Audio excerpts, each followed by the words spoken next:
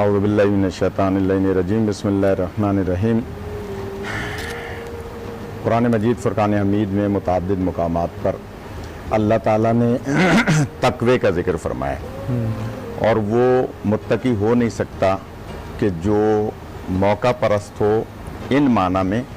کہ وہ صرف اپنی ذات کے لیے سوچ رہا ہو، اپنے مفاد کے لیے سوچ رہا ہے۔ جیسے کہ ابھی مفتی صاحب نے بہت اچھی بات فرمائی کہ ہم اگر اپنے معاشرے میں دیکھیں، اپنے گرد و پیش میں دیکھیں تو ہمیں خود پتہ چل جائے گا کہ ہم کہاں کھڑے ہیں، دین مبین ہمیں کیا کہہ رہا ہے، امت محمدیہ میں ہم شامل ہو رہے ہیں یا اس سے باہر نکل رہے ہیں۔ اور میں صرف اتنی سی گزارش کروں گا کہ یہ جو لفظ ہے نا پرست، تو اس کا مطلب یہ ہے کہ وہ اپنی ذات کے بارے میں کر رہا ہے، یعنی اپنی پرستش کر رہا ہے، اپنے لیے سوچ رہا ہے، جو سوچ رہا ہے وہ اپنے لیے سوچ رہا ہے۔ لیکن یہاں ایک تھوڑی سی وضاحت ضروری ہے کہ ایک ہوتا ہے موقع پرست جو اچھے معاملات میں موقع کو ہاتھ سے نہ جانے دے،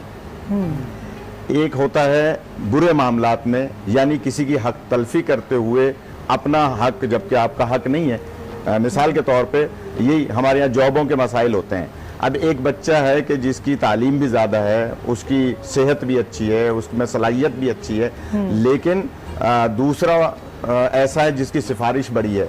جس کا پیچھے سے کوئی وزیر مشیر کوئی اس کی سپورٹ کر رہا ہے، لیکن اس میں صلاحیت نہیں ہے۔ اب یہ اس کا کام ہے جو اس وقت گویا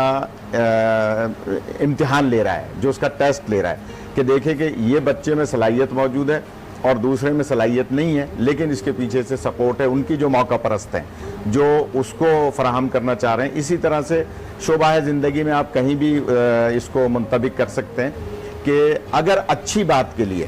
دیکھیے امام جعفر صادق علیہ السلام کے پاس ایک شخص آیا، اس نے آتے ہی کہا کہ میں چاہتا ہوں کہ مجھے دنیا کی دولت مل جائے۔ آپ نے اس سے پوچھا کہ کیوں چاہتے ہو دنیا کی دولت، کیوں لینا؟ تو وہ کہنے لگا اس لیے کہ میں اپنے اہل و عیال کی ضروریات کو پورا کر سکوں، اس لیے کہ میں حج اور عمرے پہ جا سکوں، اس لیے کہ میں زکوٰۃ ادا کر سکوں۔ تو آپ نے فرمایا اگر یہ تمہاری نیت ہے تو اس کا مطلب یہ ہے کہ تم دنیا نہیں لے رہے، آخرت لے رہے ہو۔ تو موقع پرستی میں ایک یہ موقع ہے کہ جو آپ اچھی چیز کو حاصل کرنا چاہ رہے ہیں، آپ کا یہ پروگرام ہو رہا ہے، ہمیں ہزاروں فون آتے ہیں دنیا بھر سے کہ جناب ماشاءاللہ یہ بہت اچھی بات آپ نے کہی، بہت اچھی بات مفتی صاحب نے کہی، بہت اچھی بات فرحان صاحب نے کی، بہت اچھی بات ریما صاحبہ نے کی، اور اپریشیٹ کر رہے ہیں اور ہم اس کو اپنی زندگی پر گویا لاگو کریں گے۔ تو اس کا مطلب ہے یہ موقع پرستی ہے کیونکہ اس سے فائدہ لے رہے ہیں۔ لیکن دین میں جہاں اچھی چیز کو لے لیا جائے وہ موقع پرستی ہے، مگر وہ ہے نیکی کے لیے موقع پرستی۔ ایک ہے مثال کے طور پہ حضور پاک صلی اللہ علیہ وآلہ وسلم نے جنگ احد میں فرمایا کہ اے میرے پیارے صحابیوں، یہاں 40 صحابی جو ہیں اس گھاٹی پہ کھڑے ہو جائیں، یہاں سے جو ہے کوئی ہٹے نہیں۔ لیکن جب انہوں نے دیکھا کہ گویا جنگ ہمارے فیور میں جا رہی ہے اور وہ یہ سمجھا کہ اب ہمیں مال غنیمت لوٹ لینا چاہیے، وہ گھاٹی کو چھوڑ کے چلے گئے۔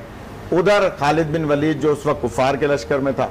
اس نے موقع پرستی دیکھی، اس نے دیکھا کہ یہ موقع ہے، لہٰذا اس نے آ کے حملہ کر دیا۔ اور پھر کیا ہوا کہ ظاہری طور پر وہ جنگ جو جیتی جا رہی تھی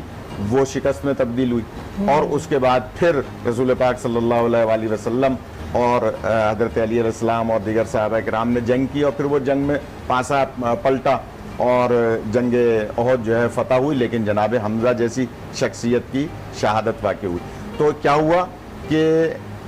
اس وقت تھوڑی دیر کے لیے اگر سرکار کی بات کو اسی انداز سے مانا جاتا تو اس کو موقع نہ ملتا خالد بن ولید کو حملہ کرنے کا۔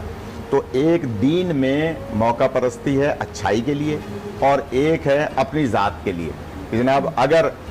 مثال کا ہمارے ملک میں روز ہوتا رہتا ہے فلاں وزیر کو ہٹا دیا، فلاں وزیر کو لگا دیا، تو کتنے وزیر پہلے سے موقع میں رہتے ہیں کہ کسی صورت سے میں اس کی ٹانگ کھینچوں تو مجھے وزارت مل جائے۔ اس طرح سے آپ تمام شعبہ زندگی پہ دیکھ سکتے ہیں۔ اچھی چیز کے لیے موقع پرستی بری بات نہیں ہے، لیکن برے کام کے لیے گناہ کبیرہ ہے۔